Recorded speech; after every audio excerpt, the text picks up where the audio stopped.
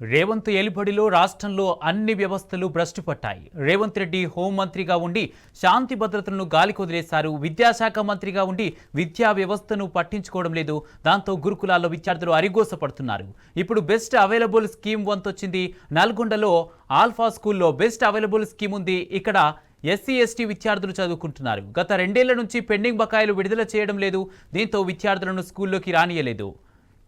అన్నం పుణ్యం తెలియని పసిపిల్లలను బయట నిలబెట్టి ఉంచారు. ఏం జరిగిందో ఆ చిన్నారులకు తెలియదు. బయట ఉంచడంతో అలానే ఉన్నారు. దీనికి విద్యాశాఖ మంత్రిగా ఉన్న సీఎం రేవంత్ రెడ్డి ఏం సమాధానం చెప్తారని విద్యార్థి సంఘాలు నిలదీస్తాయి. వాళ్ళ తోటి విద్యార్థులు స్కూల్ లోపల టైంకి స్కూల్ విద్యను అభ్యసిస్తూ ఉంటే వీళ్ళేమో బయట నిలబడ్డారు. పిల్లలు వాళ్ళకు కూడా తెలియదు ఎందుకు నిలబడ్డారు. పిల్లలు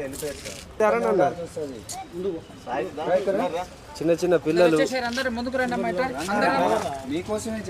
వాళ్ళ తోటి విద్యార్థులు స్కూల్ లోపల టైంకి స్కూల్ విద్యను అభ్యసిస్తూ ఉంటే వీళ్ళేమో బయట నిలబడ్డారు. పిల్లలు వాళ్ళకు కూడా తెలియదు ఎందుకు నిలబడ్డారు.